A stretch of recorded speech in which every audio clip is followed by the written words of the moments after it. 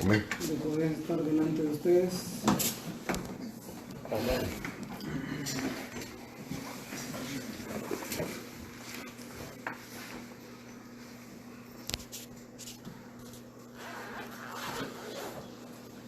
¿Cuántas veces en su vida usted se ha sentido paralizado?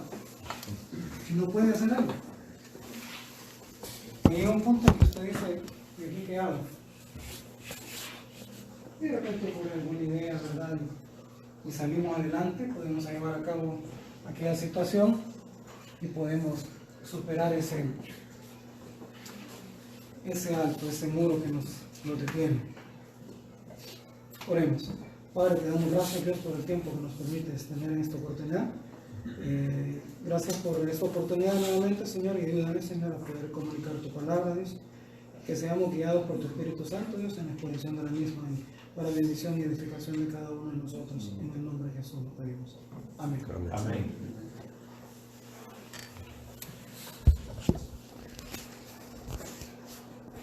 ¿Qué empresa más imposible es la del Señor? Humanamente, no lo podemos llevar a cabo.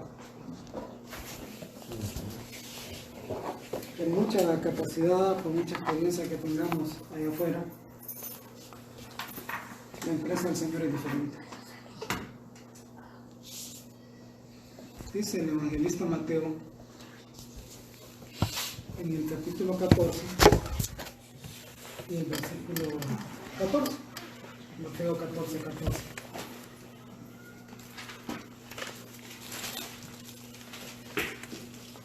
Y saliendo Jesús vio una gran multitud y tuvo compasión de ellos y sanó a los que de ellos estaban enfermos. Cuando anochecía se acercaron a él sus discípulos diciendo, el lugar es desierto y la hora ya pasada. Despidió la multitud para que vayan por las aldeas y compren de comer. Jesús les dijo, no tienen necesidad de irse, dadle vosotros de comer.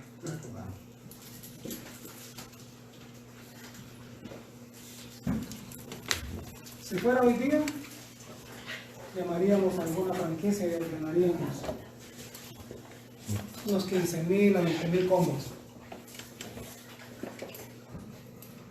Y la franquicia empezaría a preparar los 15,000 o 20,000 combos para servir y atender esta orden, así como piensan algunos escépticos por ahí. Ahora sí vamos a ir donde quiero que lleguemos, a Juan 6, 1 al 15. Dice Juan 6, del 1 en adelante, después de esto Jesús fue al otro lado del mar de Galilea, el de Tiberias, y le seguía gran multitud porque veían las señales que hacía en los enfermos. Entonces subió Jesús a un monte y se sentó allí con sus discípulos. Y estaba cerca la Pascua de los judíos, o la Pascua, la fiesta de los judíos.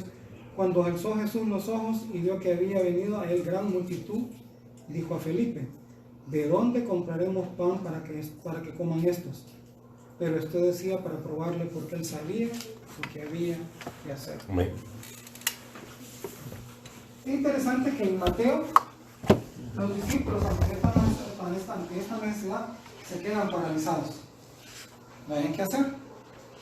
Ellos saben, y digo que saben porque en un momento entre los evangelios de Mateo, Marcos y Lucas el Señor ha mandado a que verifiquen y observen dentro de la multitud quienes andan comida.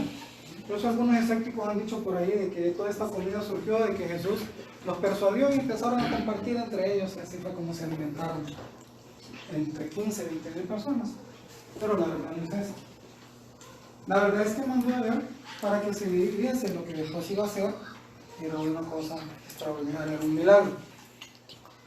Y los discípulos comienzan a dar respuesta de lo que han encontrado, de lo que han indagado. Imagínense el trabajo que estaban haciendo, ¿verdad?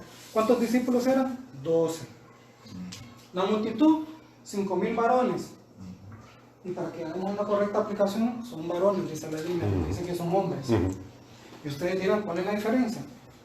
pues si no somos sexistas al momento de hablar, yo le puedo decir hermanos, y me estoy refiriendo a ambos, mujeres, hombres. Pero si hablo sexistamente voy a decir hermanos y hermanas. Pero como la Biblia no es sexista, dice varones, para definir que eran del sexo masculino los que habían sido contados. Porque esa era la costumbre, se contaban en aquel entonces solo los hombres. Y suponemos pues que a eso los acompañaron sus esposas, quizás parte de la membresía de la familia, y pongámosle poquitos que lo acompañaban, por lo menos 2 miembros, que es bien difícil considerando esa cultura, no se acostumbraba a tener solo un hijo. Entonces, pensar que eran 3 por familia es muy conservador, pero digamos que eran 15.000 personas, ¿verdad? Ya se había hecho tarde, y los discípulos, los 12, como se ve en Mateo, nos lo dice Juan así, por alguna razón en particular que a lo mejor no conocemos y quizás le vamos a poder preguntar a Felipe por qué será que el Señor se había dirigido a él directamente. Pero cuando el Señor Jesús observa que hay una gran multitud y no necesitó observarlo, sabía que estaban ahí, le dice a Felipe, ¿de dónde compraremos para que coman estos? Y dice Juan, como él escribe mucho más tarde este evento, o sea, escribe, mejor dicho, su evangelio más tarde, y dice, pero esto decía para probarlo, porque él, es decir, el Señor, sabía lo que había que hacer. ¿Qué es una prueba? ¿Qué es ser probado? Si hablamos de metales, hablamos de la pureza del metal. Si hablamos de hablar de una persona, en este caso sus discípulos, probablemente se estaba tratando de determinar la madurez de él, quizás sus imperfecciones como siervo del Señor. Y entonces el Señor le dice a Felipe, ¿de dónde sacaremos tanto para? ¿De dónde habrá? Así que dice, ¿de dónde compraremos pan para que coman estos? Pero dice que el Señor ya sabía y estaba probando a Felipe, estaba probando hasta dónde Felipe había avanzado. Recuerden que Felipe fue el que dijo, Señor, muéstranos al Padre. Y el Señor le dijo, ¿cuánto tiempo he estado con ustedes, Felipe? Y me dice, muéstranos al Padre. Si quien me ha visto, me ha visto al Padre. Si no me equivoco, también Felipe fue el que dijo, cuando le avisaron al Señor que Lázaro había muerto, dijo, vayamos para que lloremos con él. Y alguien le dijo, no, pero ahí es, el Señor corre el riesgo. Bueno, entonces dijo Felipe, vayamos para que muramos todos, dijo.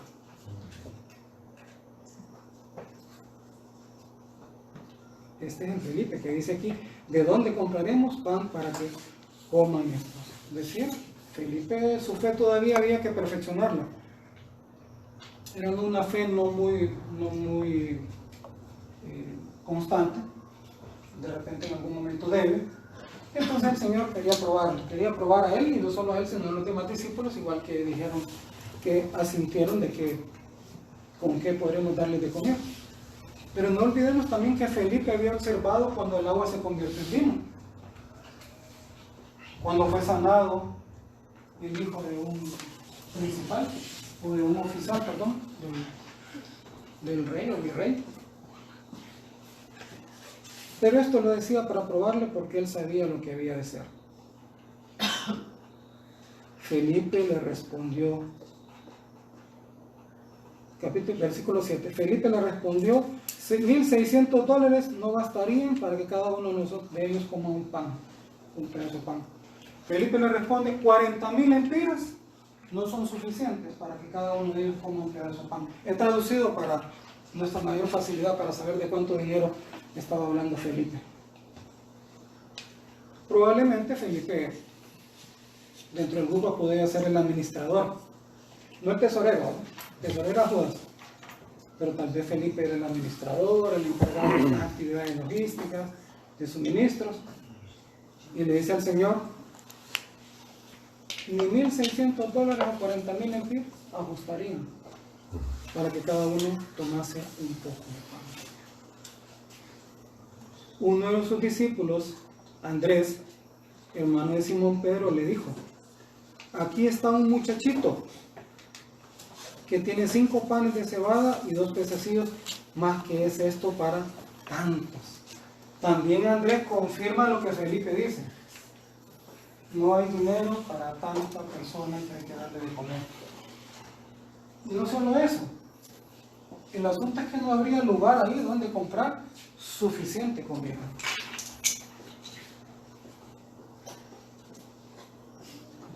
Y los discípulos se quedan paralizados, no hayendo qué hacer, porque el Señor les dijo: no es necesario despacharlos, denle ustedes de comer. Y después de hecho la supervisión, la revisión, haberse movido entre los 20,000 personas, solo encuentran a un muchachito que andaba la merienda o la burrita del día. Y los discípulos han confirmado. Como le digo, en los otros evangelios se nota más claramente que los 12 están de acuerdo, no hay manera de cómo alimentar a ellos, y se quedan bloqueados, se quedan que no hayan que hacer. Y es que la empresa del Señor es humanamente imposible. Ni aunque hubieran habido restaurantes ahí en el momento disponibles, preparar alimentos para 15,000 o 20,000 personas no es cosa fácil. A pesar de los milagros que habían visto los discípulos hacer al Señor, en ningún momento pensaron que Jesucristo podía proveer para todos los que estaban ahí y tenían hambre. Vieron sus posibilidades, vieron sus capacidades y se dieron cuenta que no tenían lo suficiente para darles de comer. Pero el Señor dice: dadle vosotros de comer. Obviamente en la mente de ellos en ningún momento estaban pensando en Jesucristo como el proveedor. Estaban pensando en sus posibilidades. Y de versículo 11 dice el Señor: y tomó Jesús aquellos panes y habiendo dado gracias los repartió entre los discípulos, y los discípulos entre los que estaban recostados, asimismo de los peces cuanto querían. Y cuando se hubieron saciados, dijo a sus discípulos: recoger los pedazos que sobraron para que no se pierda nada. Interesante. Solo habían 5 panes de cebada y 2 pececitos o 2 pescaditos, como deberíamos sacar nosotros.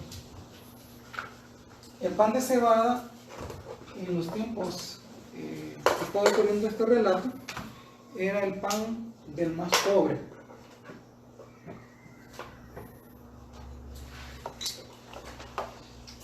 Este muchachito era alguien pobre. Es como dijéramos nosotros, ¿qué podríamos decir de un pan barato? Era una guaracha. ¿Perdón? Toda guaracha ahora. Pero entre categorías, ¿verdad? Es un pan barato. Hay otras, ¿verdad? Que, claro, las que usted come no de eso sí estoy seguro, ¿verdad? Su eminencia dudo que usted comiera de eso, ¿verdad? Era el pan más pobre que se podía comer. Es más, era un pan quebradizo. Ni siquiera era entero.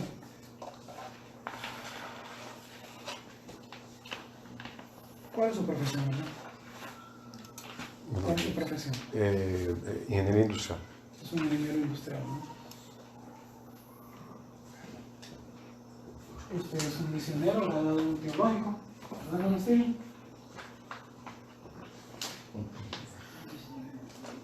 William es un ingeniero civil.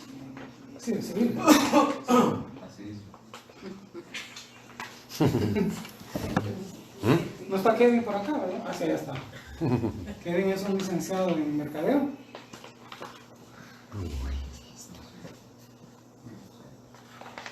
Estoy hablando de las carreras universitarias que hay entre nosotros, ¿verdad?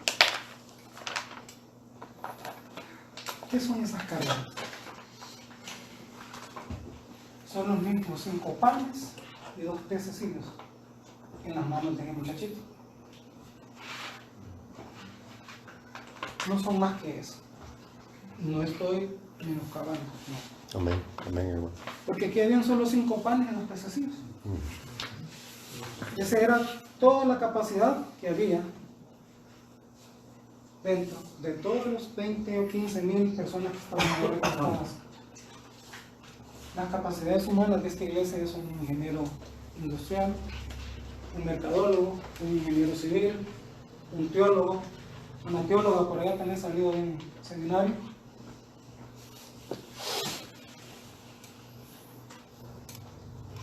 Pero mientras esos 5 panes y esos 2 pececillos estaban en las manos del niño, eran nada. Pero una vez puesto sus carreras en las manos del Señor, se multiplican. Amén. Dice que el Señor, sin mucho preámbulo, sin mucho, podemos decir, alarde, tomó los 5 panes y de los pececillos, los alzó y dio gracias al Señor por ellos. Y empezó, dicen los otros evangelios, en este me lo dice muy claramente, el Señor a entregar a los discípulos, y los discípulos lo llevaban hacia los que estaban recostados. Nos dice que el Señor hizo una bodega de pan y de pececillos, como algunos escépticos intentan que por ahí había una bodega de pan, ¿no? Pónganse a pensar por un momento, supongamos que eran 20.000 personas, están observando al Señor desde un punto, porque creo que es en Mateo que dice que Él salió de un lugar alto y aquí dice que fue a un monte, entonces Él era visible desde donde estaban sentados, porque no todos los 20.000 estaban exactamente frente del Señor. Pónganse a pensar, 20.000 personas recostadas, observando el evento. El Señor entregando a los discípulos llevándolos hacia los comensales. No es que de repente puso una montaña ahí de peces y de panes. No, el Señor entregando. Y yo quedo pensando, si ese fue así el evento, el fenómeno de estar viendo cómo se repartía la comida. Y salía del mismo plato de los 5 panes y los 2 peces.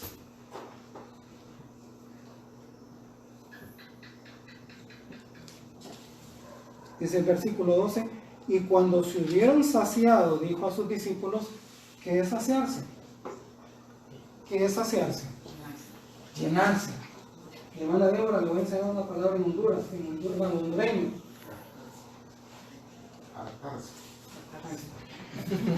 Ese es hondureño.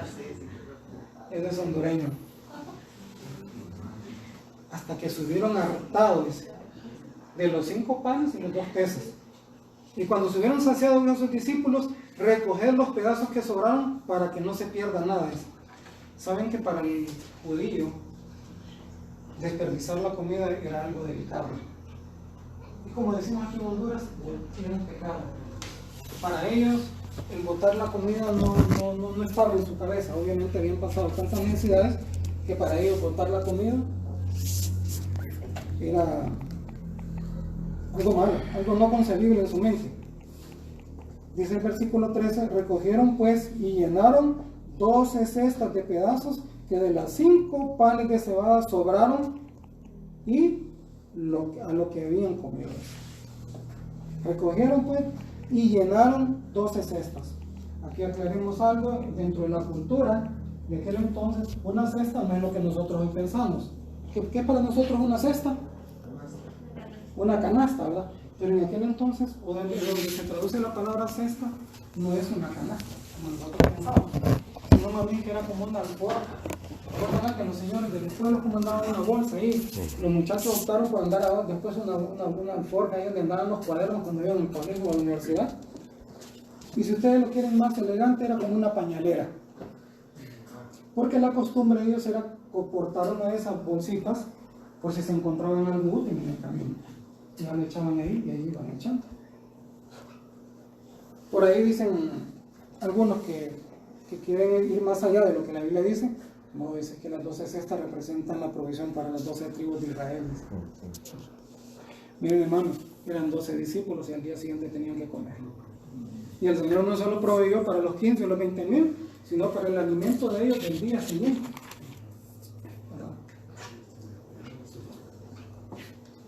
Cuando llegamos al versículo 14, dice, aquellos hombres entonces viendo la señal que Jesús había hecho, quiero detenerme un poquito ahí cuando hablando de la señal que Jesús había hecho, quiero volver al versículo 2, dice, y le seguía gran multitud porque veían las señales que hacía en los enfermos el Señor. ¿Recuerdan cuando leímos en Mateo 24, 14, perdón? Leímos ahí que el Señor había sanado. Entonces, las personas, primero Jesucristo en el versículo anterior, en Juan, hablando de Moisés.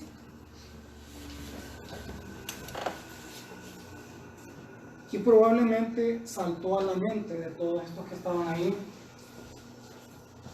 Moisés había dicho, había prometido, dice, que Dios levantaría un profeta como él. Estamos hablando de Deuteronomio 28:15 y estamos hablando de Hechos 3:22, si no me equivoco. Y probablemente en la mente de ellos, cuando miran este milagro, dijeron ellos, este es el profeta de que Moisés nos habló.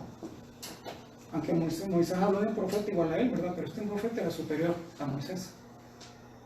Pero entendamos dentro del contexto que Moisés escribe, ¿verdad? Inspirado por el Espíritu Santo. No tenía quizás muy claro de quién estaba hablando y se hubiera referido a él de otra forma. Entonces dice que le seguían multitud porque veían las señales que hacían los enfermos. En aquel entonces, la cultura de aquel entonces tenía por tendencia seguir a los obradores de milagros. Por el milagro, no tanto por lo que él quizás decía. Y había la tendencia que el obrador de milagros jalaba hacia él la atención y no en lo que él iba a decir. En cambio, nuestro Señor Jesucristo siempre llevó a la atención de sus palabras. La señal solo era precisamente esa, una señal, un indicio de quién era él. Entonces volvamos al versículo 14. Aquellos hombres, entonces, viendo la señal que Jesús había hecho, entonces, la señal aquí son dos cosas. Sanaba a los enfermos e hizo el milagro más extraordinario que hay en la Biblia. Si bien es cierto que el agua la convirtió en vino, pero sirvió para un par de cientos de personas. Pero aquí proveyó para 20,000 personas alimento.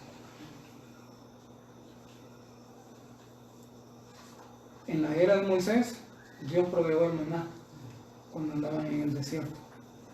Jesús provee el pan de vida, que más adelante lo va a decir. Pero dice que aquellos hombres, impresionados, obviamente, por la señal que Jesús había hecho, dijeron, este verdaderamente es el profeta que había de venir al mundo. Para que hubieran dicho eso, considerando todo el rechazo que experimentó nuestro Señor Jesucristo, es que vieron en Jesús señales distintas a todo lo que pudieron haber visto o a todo lo que ellos pudieran haber sabido en aquel momento, para llegar a pensar que Él era el Mesías, el Cristo, el profeta anunciado por Moisés. Y entonces deciden hacer algo. Versículo 15. Pero entendiendo Jesús que iban a venir para apoderarse de Él y hacerlo rey, volvió a retirarse al monte él solo. Cuando Jesús percibe, claro, entendamos que es la forma de escribir de Juan. Él es un hombre y él escribe conforme a los hechos que ve. Pero Jesús sabía que iban a hacer eso. Pero entendiendo Jesús que iban a venir para apoderarse de él y hacerle rey, dice que lo que hizo Jesús fue despachar a los discípulos en una barca. Estoy usando la información de los otros evangelios que por falta de tiempo no puedo. Pero Jesús envió a sus discípulos en una barca y a la multitud la dispersó para que no lo apresaran y lo hicieran rey. Y dice que volvió a retirarse al monte él solo. ¿No les parece un poco raro ese final de ese versículo? Se deshace de las personas, por decir así, los discípulos nos mandan en una barca, dispersa a la multitud y él se retira al monte él solo. Parece ser que el Señor no consiente ni apadrina fantasías del hombre, no apadrina hechos que el hombre quiere hacer manipulando a nuestro Señor Jesucristo. No aceptó que lo nombraran rey. Una tribulca de 20,000 personas. ¿Por qué será que él no aceptó que lo nombraran rey? Alguien podría decir, no era el tiempo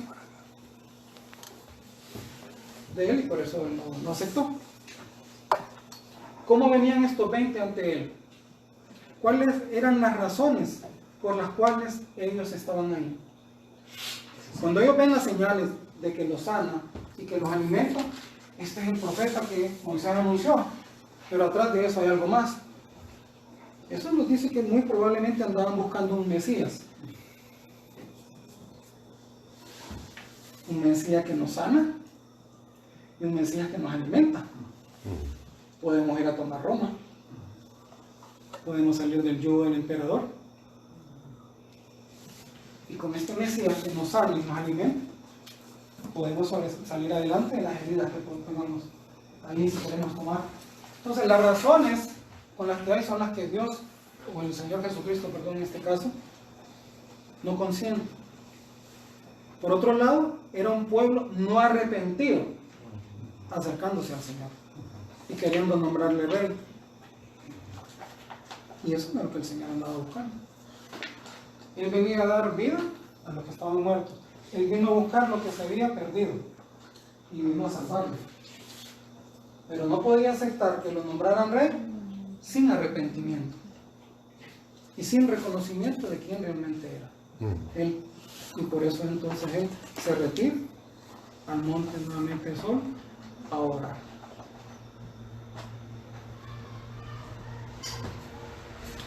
¿Cuál es la razón por la cual nosotros seguimos a nuestro Señor Jesucristo? Porque nos sana, porque nos dio un trabajo, porque nos ayuda y nos solventa nuestra situación financiera. Si esas son las únicas razones, el Señor hoy se sigue alejando y apartando de aquellos que lo buscan por las razones equivocadas. Solo hay una manera de acercarnos a Él, y es en arrepentimiento, reconociendo su obra, reconociendo lo que Él es, reconociendo nuestra necesidad, arrepentirnos y orar por el pecado que hemos cometido. Pero mientras tanto, no sean esas las razones, el Señor va a estar apartado. Obviamente, cercano a escuchar nuestro arrepentimiento. Estamos todos conscientes y convencidos que nos hemos acercado por las razones correctas al Señor. Y no porque era un milagrero o un obrador de milagros. Estamos seguros que nos acercamos por las razones correctas. Y si nos acercamos por las razones correctas, somos como Felipe y Andrés, o quizás todos los dos, dudosos en nuestra fe. Falta un trabajo. El Señor produjo alimento para 20,000. ¿Creen que no puede producir un trabajo? Amén. Hay problemas de salud. El Señor produjo alimento para 20,000. ¿No podrá restaurar el cuerpo que Él le dio? Hay una relación rota. ¿Será que el Señor no puede restablecer esa relación rota?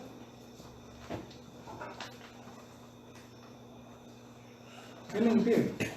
Acercarse a Él creyendo completamente.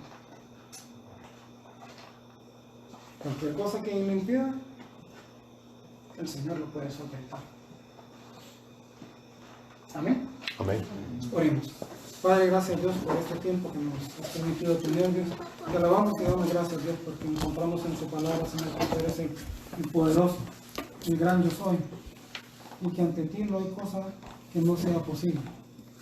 Ante nuestras posibilidades, ante nuestra preparación académica, podemos encontrar muchos obstáculos. Padre, guárdanos, Señor, guárdanos, Padre, como iglesia, en confiar en nuestras posibilidades y nuestras capacidades, Señor. Que seamos esos 5 panes y esos 2 peces en las manos tuyas, Señor. Que seamos, Dios, como 12 discípulos que, como 12 gotas lanzadas ante el Niágara, Señor, no producen nada. Pero en tus manos, Señor, dice la Biblia, dice tu palabra, que retenemos la obra de Satanás. Padre Dios, te pedimos que nos des esa confianza, Dios, para creer en cada acto que realizamos, en cada cosa que debemos realizar, Dios, que pongamos nuestra confianza en ti, Dios. Que no confiemos en nuestras capacidades, que no confiemos en que la iglesia tiene gente preparada. Si es bueno, si es necesario, si es importante, Dios. Pero más importante es que seamos copartícipes, Dios, en el servicio tuyo. Que seamos tú y nosotros tomados de la mano haciendo la obra, Dios. Porque a ti te plació darnos la oportunidad de servir. Tú no necesitabas de los 12 para repartir la comida, pero a ti te plació, Dios, tomar hombres débiles, Amén. dudosos, temerosos, como Moisés, Dios, pero lo usaste para sacar a Israel de Egipto. Como Gedeón, Dios, temeroso y el más pequeño de la familia de Manasés, Amén. y lo usaste para salir libre de los madianitas. Como David, Dios, un pastorcillo, Dios, jovencito, y lo usaste para vencer a Goliat y librar a Israel de los filisteos. Como tú escribiste a los Corintios, Padre, iglesia arrogante, orgullosa, y les dijiste que lo vil del mundo, lo menospreciado por el mundo, utilizaste tú. Gracias, Dios, porque a ti te ha placido, Señor, tomarnos, Dios, para desarrollar tu obra. Te damos gracias por ello, por esa consideración, pero te pedimos, Señor, que podamos llevarlo de tu mano. En el nombre de Jesús lo pedimos. Amén. Amén. Amén. Amén.